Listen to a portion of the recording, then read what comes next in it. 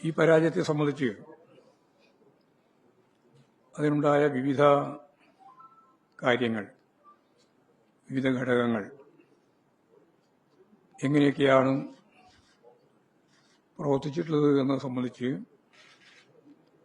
ഞങ്ങൾ സംഘടനാപരവും രാഷ്ട്രീയവുമായ പ്രശ്നങ്ങളും വിവിധ തരത്തിലുള്ള പ്രചാരവേലകൾ നമുക്കെതിരായിട്ട് വന്നിട്ടുള്ള കാര്യങ്ങളും എല്ലാം ഇതിന് ഇടയായിട്ടുണ്ട് എന്നാണ് പാർട്ടി പ്രാഥമികമായിട്ട് കാണുന്നത്. ഇത് സംബന്ധിച്ച് CPIM പാർട്ടിയുടെ പ്രവർത്തകരെയും പാർട്ടി ഘടകങ്ങളെയും LDFിലെ ഘടകകക്ഷികളെയും ജനങ്ങളെ ആകെയും വിശ്വാസത്തിലെടുക്കുകയും അവരുടെ അഭിപ്രായങ്ങൾ കൂടി പരിഗണിച്ചുകൊണ്ടായിരിക്കും തിരിച്ചടിയെക്കുറിച്ചുള്ള ഞങ്ങളുടെ പരിശോധനയും നിലപാടുകളും.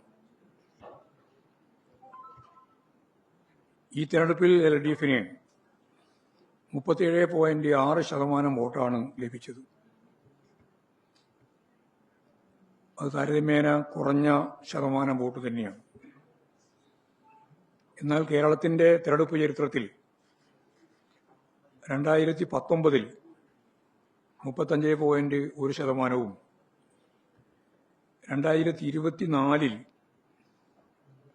33.35% വോട്ടുകളാണ് LDFന് ലഭിച്ചിരുന്നത്. ആ സന്ദർഭത്തിലെല്ലാമുള്ള തിരിച്ചടിയിൽ നിന്ന് പാഠം പഠിക്കുകയും ജനങ്ങൾക്ക് ബോധ്യമാകും വിധത്തിൽ തിരുത്തലുകൾ വരുത്തിയും ഇടതുപക്ഷം തിരിച്ചു വന്ന ചരിത്രമാണ് കേരളത്തിൽ ഉള്ളത്.